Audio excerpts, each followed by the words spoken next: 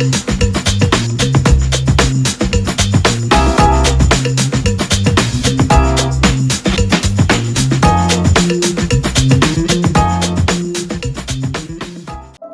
saudara-saudara yang terkasih di dalam Tuhan. Shalom, selamat pagi. Senang sekali pagi hari ini kita bisa sama-sama join kembali dalam Devotion from Nation. Kita akan sama-sama belajar kebenaran firman Tuhan. Kita akan sama-sama sharing firman Tuhan. Tapi sebelumnya, mari kita sama-sama berdoa. Bapa yang ada di surga, terima kasih buat pagi hari ini, buat kesempatan yang Tuhan berikan. Kami bersama-sama untuk sama-sama sharing kembali, sama-sama akan belajar kebenaran firman-Mu Tuhan. Biarlah firman yang akan kami bahas, yang akan kami sharingkan Tuhan, benar-benar bisa tertanam di dalam hati kami dan bertumbuh serta memberkati kehidupan kami. Terima kasih Tuhan, kami siap belajar bersama-sama. Dalam nama Tuhan Yesus kami telah berdoa. Amin. Pagi hari ini saudara-saudara, saya ingin sama-sama sharing dengan saudara tentang kebenaran firman Tuhan yang saya ambil dari Yesaya 41 ayat 9 sampai 10. Mari kita sama-sama baca. Engkau yang telah kuambil dari ujung-ujung bumi dan yang telah kupanggil dari penjuru-penjurunya. Aku berkata kepadamu, engkau hambaku. Aku telah memilih engkau dan tidak menolak engkau. Jangan takut, sebab aku menyertai engkau. Janganlah bimbang, sebab aku ini Allahmu. Aku akan meneguhkan, bahkan akan menolong engkau. Aku akan memegang engkau dengan tangan kananku yang membawa kemenangan. Amin, saudara-saudara. Saya percaya di masa-masa seperti ini, masa-masa pandemi, masa-masa COVID, di mana semua orang menjadi khawatir, menjadi takut. Karena apa? Karena kita tidak tahu ke depan ini pandemi ini mau sampai kapan, waktunya sampai kapan. Sehingga menimbulkan kekhawatiran dan ketakutan bagi setiap orang, termasuk anak-anak Tuhan. Tapi firman Tuhan yang datang pagi hari ini dalam Yesaya 41, 9-10 berkata, jangan takut. Tuhan berkata jangan takut, sebab aku menyertai engkau. Jangan bimbang. Tuhan juga ingin kita tidak bimbang, sebab aku ini Allahmu. Aku akan meneguhkan, bahkan menolong engkau, kata Tuhan. Aku akan memegang engkau dengan tangan kananku yang membawa kemenangan. Tuhan menjamin kemenangan bagi setiap kita. Kenapa kita menjadi khawatir? Mari kita sama-sama belajar. Arti kata khawatir itu apa sih? Khawatir dalam Kamus Besar Bahasa Indonesia adalah takut atau gelisah atau cemas terhadap suatu hal yang belum diketahui dengan pasti. Itu arti kata khawatir menurut Kamus Besar Bahasa Indonesia. Jadi saudara-saudara, kita ini takut, gelisah atau cemas terhadap sesuatu yang sebenarnya belum tentu menimpa kita, yang kita tidak tahu ke depan. Itulah yang membuat kita khawatir. Saudara-saudara, saya percaya semua orang khawatir dengan masa-masa saat ini. Tapi Tuhan berkata jangan khawatir, karena Tuhan memberi jaminan pagi hari ini. Mari kita sama-sama belajar dari tokoh-tokoh Alkitab yang luar biasa. Kenapa kita tidak perlu khawatir? Apa maksudnya bahwa kita tidak boleh khawatir? Mari sama-sama kita belajar. Kita belajar dari Daud. Saudara pasti tahu Daud. Daud adalah raja yang luar biasa, raja yang sangat diberkati oleh Tuhan, raja yang sangat diurapi oleh Tuhan. Tapi proses Daud untuk menjadi seorang raja itu tidak mudah. Kita tahu bahwa Daud untuk menjadi seorang raja dia harus melewati suatu tantangan terbesar, yaitu yang namanya Goliat. Kita tahu bahwa Goliat adalah tantangan terbesar bagi Daud, masalah terbesar bagi Daud untuk menjadi seorang raja. Tanpa Goliat, Daud tidak akan pernah bisa menjadi seorang raja. Kita tahu dalam ceritanya bahwa Goliat datang menantang seluruh pasukan Israel, tapi tidak ada yang mau atau tidak ada yang berani melawan Goliat. Tapi Daud datang dan berani tampil. Bukan karena Daud merasa sombong bahwa dia lebih kuat daripada tentara-tentara Israel, tapi satu hal yang membuat Daud berani, karena dia percaya kepada Tuhannya, karena dia percaya kepada Allahnya, bahwa Allahnya akan memberi kemenangan, Allah menjamin dan menjaganya. Itu yang membuat Daud berani menantang Goliat. Hal kedua yang membuat Daud bisa menang melawan Goliat adalah Daud tidak pernah fokus kepada Goliat. Kita tahu selama pertarungan itu melawan Goliat, Daud tidak pernah fokus kepada kekuatan Goliat, kebesaran Goliat. Dia tidak pernah fokus, tapi dia fokus kepada siapa? Kepada Allahnya, kepada Tuhannya. Matanya, hatinya hanya tertuju kepada Tuhannya, bukan kepada kekuatan Goliat, bukan kepada tinggi besarnya Goliat, tapi kepada Tuhan Allahnya. Itulah yang menjadi kunci kemenangan Daud. Kalau kita, saudara-saudara, belajar dari Daud, kita tidak boleh di masa-masa seperti ini fokus kepada apa yang akan terjadi ke depan yang kita tidak tahu. Kita tidak boleh khawatir. Yang menyebabkan tentara Israel tidak berani menantang Goliat karena mereka sudah melihat situasi, keadaan bahwa Goliat itu tinggi besar, Goliat itu kuat, Goliat itu perkasa. Itu yang membuat mereka tidak berani untuk maju berperang melawan Goliat. Karena mereka sudah jatuh imannya. Mereka khawatir, mereka takut. Kekhawatiran, ketakutan membuat iman kita jatuh. Tapi Daud tidak melakukan itu. Mata dan hatinya tertuju kepada Tuhan. Itu yang menjadi kunci kemenangan. Dan kita juga belajar, saudara, bahwa Daud adalah orang yang sangat diurapi Tuhan. Bahwa Daud adalah orang pilihan Tuhan. Daud adalah anak Tuhan.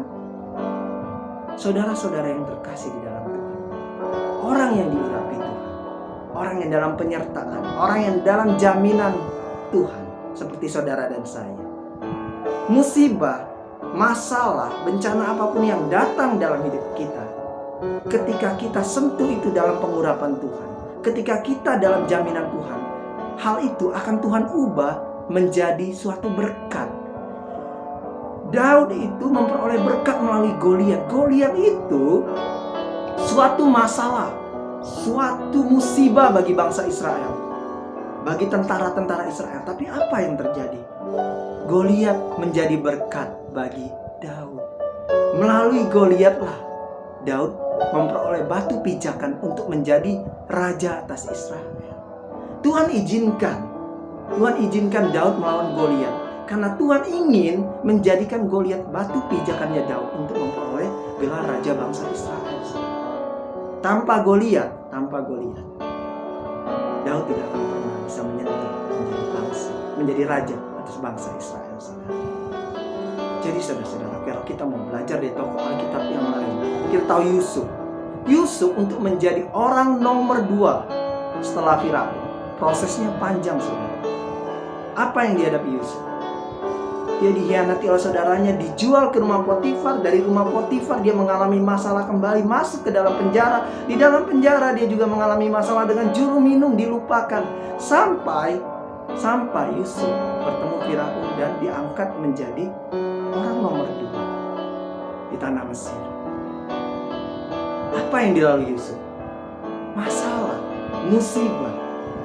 Mungkin bagi sebanyak orang penjara adalah musibah. Tapi apa yang terjadi dengan Yusuf ketika Tuhan menyertai dia dan ketika dia dalam pengurapan Tuhan, masalah disentuh menjadi berkat, saudara-saudara. Kalau kita mau belajar di masa-masa pandemi ini, seperti seolah-olah kita menghadapi Goliat, masa-masa COVID-19 menyerang kita. Tapi Tuhan mengizinkan hal itu terjadi pada dunia dan kepada anak-anak Tuhan. Tapi Tuhan akan membuat perbedaan antara dunia dengan anak-anak Tuhan.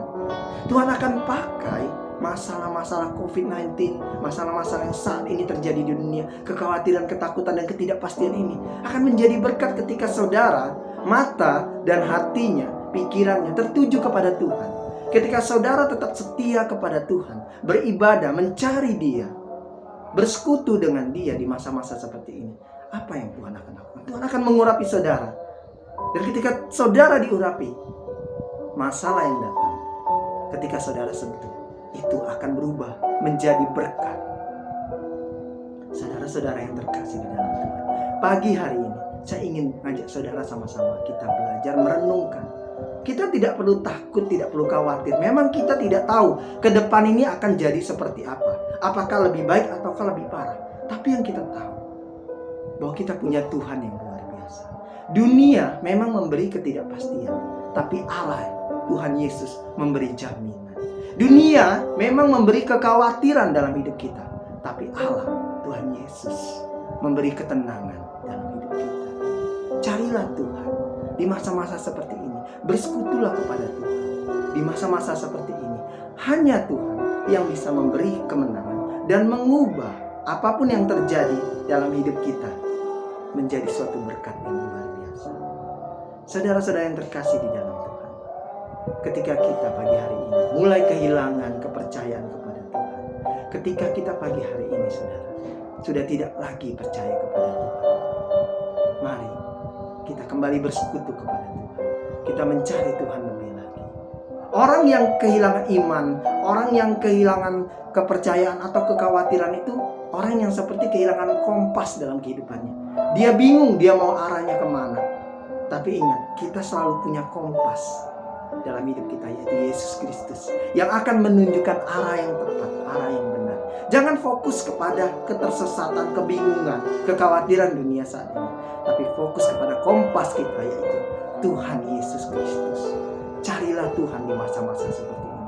Maka saudara dan saya akan melihat masalah akan diubah Tuhan menjadi berkat-berkat yang ajaib bagi saudara dan saya. Mari pagi hari ini melalui kebenaran firman, buang jauh-jauh rasa khawatir, buang jauh-jauh rasa takut kita akan masa depan, tapi kita fokus kepada Tuhan. Tuhan sudah menjamin hidup kita. Apa pembuktiannya bahwa Tuhan menjamin kita? Saudara dan saya sendiri sudah hidup selama 37 tahun. Dari usia saya 0 sampai 37 tahun. Siapa yang menjamin hidup saya? Sampai hari ini saya bisa bernafas. Sampai hari ini saya masih bisa bekerja. Sampai hari ini saya masih bisa sehat. Tuhan, jika Tuhan Yesus, Tuhan Allah kita yang kita sembah, menjamin kita dari 0 sampai 37 tahun saat usia saat ini, apakah Dia tidak bisa menjamin ketika saya usia 38, 39, 40, bahkan sampai akhir hayat saya, selama saya masih melekat kepada Tuhan? Tuhan sudah memberi bukti. Tuhan sudah memberi jaminan. Ingat, kita hidup sampai hari ini, berapapun usia saudara, itu karena Tuhan. Tuhan yang menjamin, Tuhan yang melindungi, Tuhan yang menyertai kehidupan saudara sampai hari ini. Saudara bertumbuh besar, bekerja, sehat, itu karena jaminan yang daripada Tuhan. Jika kita tidak percaya kepada Tuhan, jaminan ke depan kepada Tuhan, kita sama seperti bangsa Israel. Kita tahu bangsa Israel ketika dibawa keluar oleh Musa dari tanah Mesir, mereka bersungut-sungut di padang gurun ketika tidak ada makanan, tidak ada roti, tidak ada air untuk diminum. Mereka bersungut-sungut padahal mereka jelas-jelas melihat 10 tulah yang Tuhan turunkan atas Firaun di Mesir itu untuk menyelamatkan mereka. Sama, kita juga sampai hari ini kita hidup sehat, masih bekerja, kita harus mengucap syukur saudara. Dan kita tidak perlu khawatir. Jika ada saudara-saudara yang mungkin bisnisnya, usahanya mungkin saudara tidak perlu khawatir. Kita tetap mencari Tuhan. Jangan lemahkan iman kita karena masalah COVID-19, karena sekarang omset turun, karena sekarang ada masalah. Tapi kita kuatkan, kita tetap percaya seperti Daud. Hati dan mata kita tertuju bukan kepada Goliat-Goliat kita, tapi tertuju kepada Tuhan. Dan Tuhan akan menyertai kita. Tuhan akan mengubah masalah yang datang dalam hidup saudara dan saya menjadi suatu berkat yang luar biasa. Trust, percaya itu saudara-saudara. Mari kita berdoa. Tuhan, terima kasih buat pagi hari ini, buat segala kebenaran firman-Mu. Hamba mengucap syukur Tuhan bahwa kami semua pagi hari ini disegarkan oleh kebenaran firman-Mu. Terima kasih Tuhan, kami percaya bahwa melalui kebenaran firman-Mu kami tidak khawatir, kami akan lebih dikuatkan lagi. Kami akan lebih percaya lagi kepada Engkau. Mata dan hati kami akan tertuju kepada Engkau, bukan kepada masalah-masalah sehingga menimbulkan kekhawatiran kami yang akan datang. Tapi kami menguatkan iman kami untuk lebih percaya, karena kami percaya Tuhan, ketika Tuhan mengurapi kami, ketika tangan Tuhan ada bersama kami, masalah apapun yang datang, Tuhan bisa ubah menjadi berkat. Kami percaya bahwa orang yang diurapi Tuhan, orang yang disertai Tuhan, dan orang yang dijamin oleh Tuhan, tidak ada masalah yang dapat menghalanginya, karena Tuhan ada di tengah-tengah kami. Terima kasih Tuhan buat pagi hari ini, buat kebenaran firman-Mu. Kami mengucap syukur dalam nama Tuhan Yesus kami berdoa.